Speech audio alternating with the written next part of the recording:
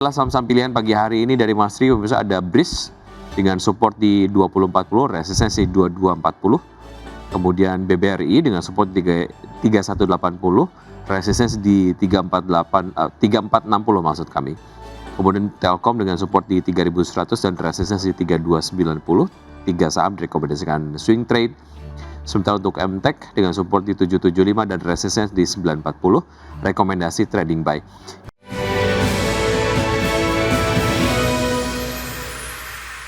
Sampilan yang Anda rekomendasikan pagi hari ini, Mas Ri, kita ke BRIS terlebih dahulu. Mengapa Anda merekomendasikan swing trade untuk BRIS? Baik, untuk saham pilihan BRIS ini cukup menarik karena kita seperti kita ketahui BRIS sendiri pada Januari 2026 ini mencatatkan pendapatan non-bunganya tumbuh 53% secara tahunan, di mana didorong oleh bisnis terkait emas. Nah, ini potensi dari emas digital.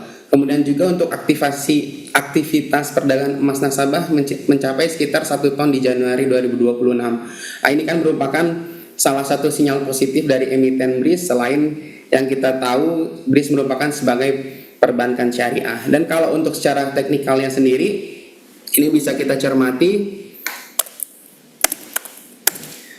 di MACD-nya ini terlihat masih mengarah ke atas, stokastiknya juga positif kita lihat, dan juga kalau RSI-nya kita lihat masih netral. Jadi itulah alasan saya kenapa pilih BRIS, dan ini juga tadi untuk entry price-nya bisa di area-area saat ini di 2140 juga oke, karena kita ada target price-nya di 2300. Nah, ini jadi kita asumsikan bila mana resisten dapat tembus di 2240, maka saham BRIS dapat lanjut rally kembali dan kejemputlah target price kita di 2300. Baik, dari BSI kita ke Bank BRI, seperti apa analisis selengkapnya, Mas Tri?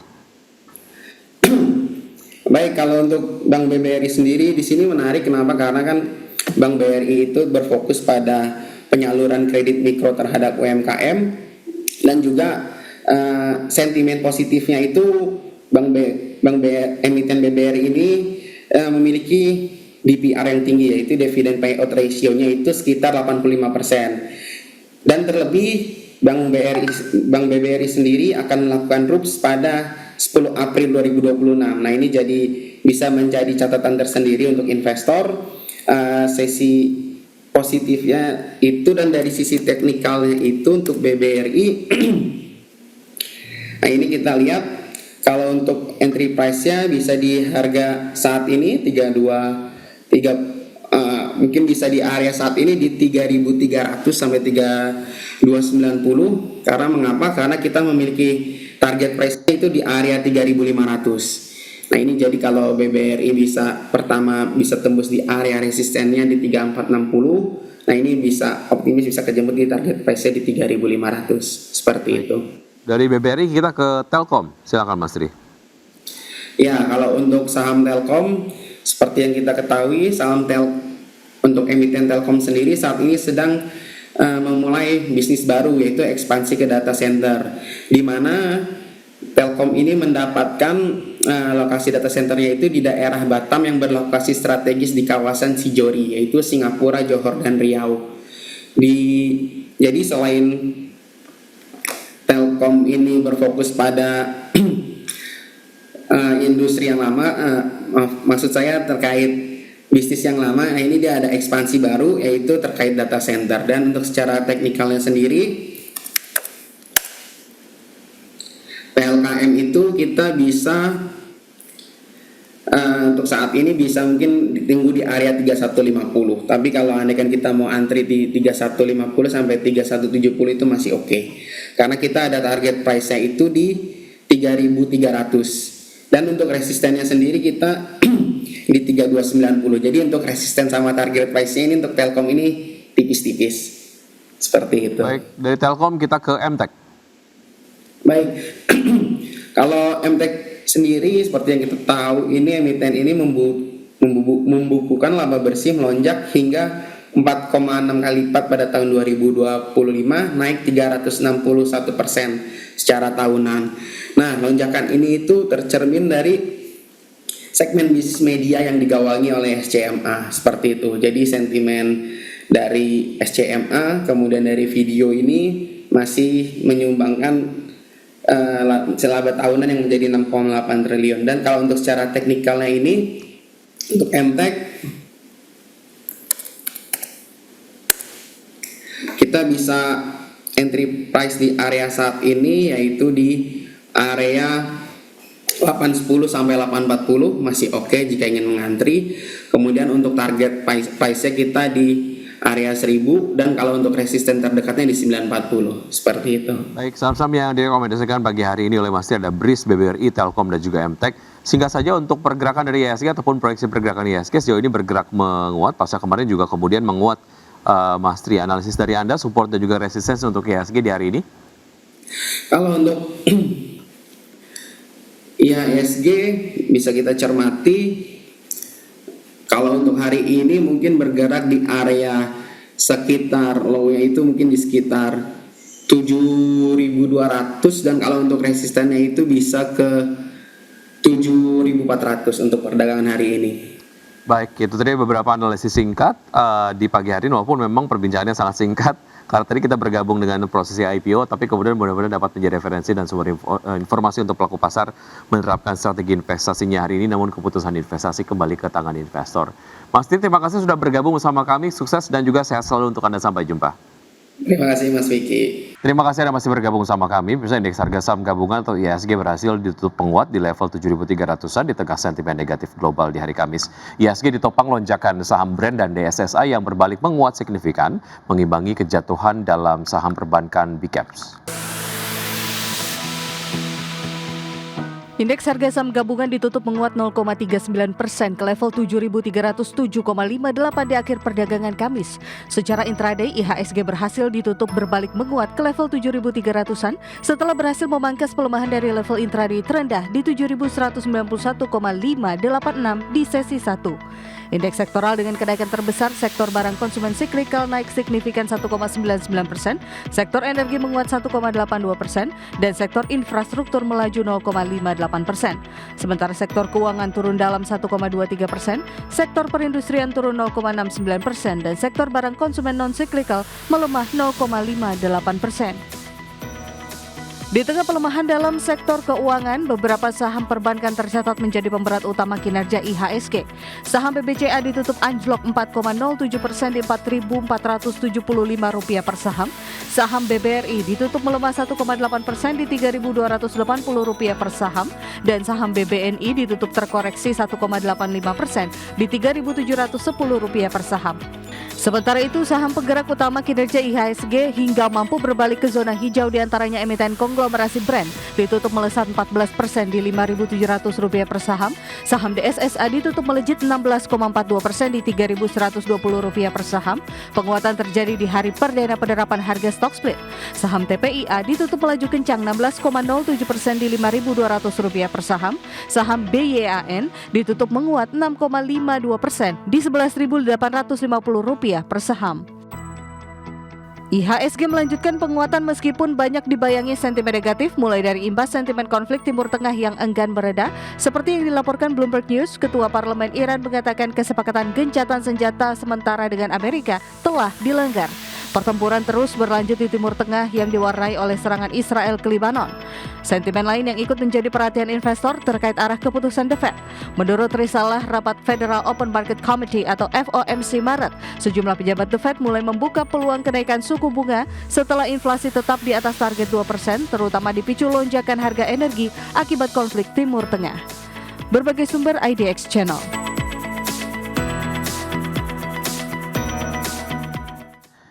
Ya, sebanyak 10 saham raksasa Indonesia menguasai 75,44% bobot indeks FTSE Indonesia. Berdasarkan konstituen indeks per 31 Maret 2026, sektor finansial menjadi tulang punggung utama dengan saham BBCA, BBRI, dan BMRI mencatatkan bobot tertinggi dalam indeks. Sebanyak 10 saham terbesar di Indonesia tercatat menguasai 75,44% dari total kapitalisasi pasar indeks FTSE Indonesia. Berdasarkan data terbaru FTSE Russell Fact Sheets per 31 Maret 2026, indeks FTSE Indonesia saat ini mencakup 39 emiten sebagai konstituen. Namun dengan dominasi 10 saham tersebut, praktis 29 perusahaan hanya memberikan dampak sekitar 24,56% terhadap fluktuasi indeks secara keseluruhan. Sektor finansial masih menjadi tulang punggung utama dengan saham-saham seperti BBCA dengan bobot 18,81%, BBRI 13,07%, BMRI 12,16% dan BBNI dengan bobot 2,69%. Jika digabungkan, 4 bank penguasa pasar ini sudah mempresentasikan hampir separuh dari total indeks. Selain perbankan, sejumlah emiten dari sektor telekomunikasi dan otomotif turut mengisi pos 10 besar. Saham Telkom mencatatkan posisi kuat dengan bobot mencapai 7,92%, disusul oleh raksasa emiten otomotif Astra International sebesar 7,49%, DSSA dengan bobot 4,81%, dan AMMN sebesar 3,53%. Melengkapi daftar ini, UNTR dan Gotoh tercatat masuk indeks dengan bobot masing-masing 2,61% dan 2,37%. Sementara itu, dalam pengumuman terbarunya, FTSE mengatakan tidak mempertimbangkan Indonesia untuk masuk ke dalam daftar pantauan yang berpotensi menurunkan derajat pasar modal nasional di mata investor global. Keputusan FTSE Russell untuk mempertahankan posisi Indonesia tersebut didasari oleh apresiasi terhadap serangkaian inisiatif reformasi yang tengah dijalankan oleh Otoritas Jasa Keuangan dan Bursa Efek Indonesia. Dalam langkah yang dicermati meliputi peningkatan pengungkapan pemegang saham, perluasan kategori klasifikasi investor, hingga pengetatan aturan free float minimum. Lembaga tersebut juga menilai langkah-langkah ini merupakan respon positif untuk menjawab kekhawatiran pelaku pasar global terkait transparansi dan keandalan data transaksi yang sempat menjadi sorotan sebelumnya. Berbagai sumber IDX Channel. Uni Eropa memperingatkan bahwa krisis harga energi global tidak akan berlangsung singkat meskipun Iran mulai membuka kembali Selat Hormuz. Selain itu, Uni Eropa juga menilai gangguan yang terjadi di Selat Hormuz telah menyingkap kerentanan rantai pasok energi global dan berpotensi menimbulkan dampak berkepanjangan. Uni Eropa memperingatkan bahwa krisis harga energi global tidak akan berlangsung singkat meskipun Iran mulai membuka kembali jalur pelayaran strategis Selat Hormuz setelah tercapainya kesepakatan gencatan senjata. Juru bicara Komisi Eropa, Anna Kaysa-Ikanen, mengatakan meredanya ketegangan di jalur maritim utama tersebut belum tentu menandakan pasar energi segera kembali stabil. Pernyataan tersebut disampaikan setelah Iran sepakat membuka kembali Selat Hormuz sebagai bagian dari langkah deeskalasi sementara beberapa pekan terjadi konfrontasi militer di kawasan tersebut. Meski demikian, Ikanen menilai gangguan yang terjadi telah menyingkap kerentanan rantai pasok energi global dan berpotensi menimbulkan dampak berkepanjangan. Sekitar 8,5% impor gas alam cair Uni Eropa melewati Selat Hormuz, sementara itu sekitar 7% pasokan minyak blok tersebut berasal dari negara-negara kawasan seperti Irak, Kuwait, Arab Saudi, dan Uni Emirat Arab. Ketergantungan tersebut bahkan lebih besar untuk bahan bakar olahan, sekitar 40% impor bahan bakar jet dan solar Uni Eropa terkait dengan jalur pelayaran di Selat Hormuz. Sementara itu, Uni Emirat Arab bersama negara-negara Teluk dan Yordania terus mendorong stabilitas jalur perdagangan dan memastikan distribusi energi tetap berjalan, meskipun tekanan geopolitik meningkat. Berbagai sumber, IDX Channel.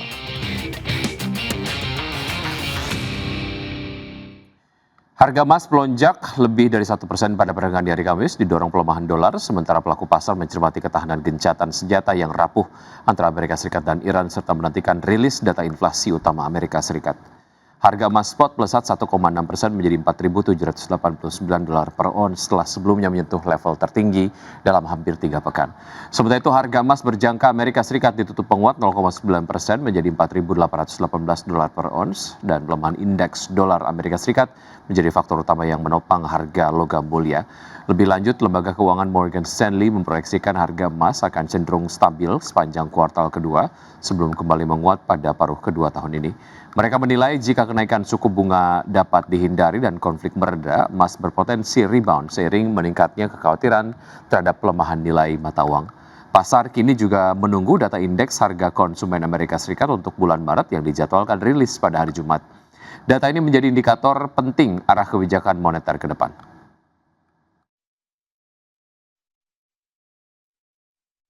Ya, berikutnya pemirsa kita akan menuju ke data dari Bursa Amerika Serikat, diantaranya adalah terkait dengan Bursa Ekuitas Wall Street yang menguat pada perdagangan di hari Kamis didorong beredanya kekhawatiran investor terhadap konflik Timur Tengah setelah muncul sinyal negosiasi menuju penyelesaian damai.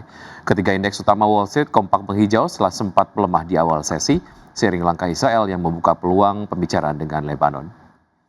Data perdagangan di hari Kamis, indeks Dow Jones Industrial Average yang ditutup naik 0,58% ke level 48.185, S&P 500 yang menguat 0,62% ke posisi 6.824, dan indeks Nasdaq Composite yang melonjak 0,83% ke level 22.822.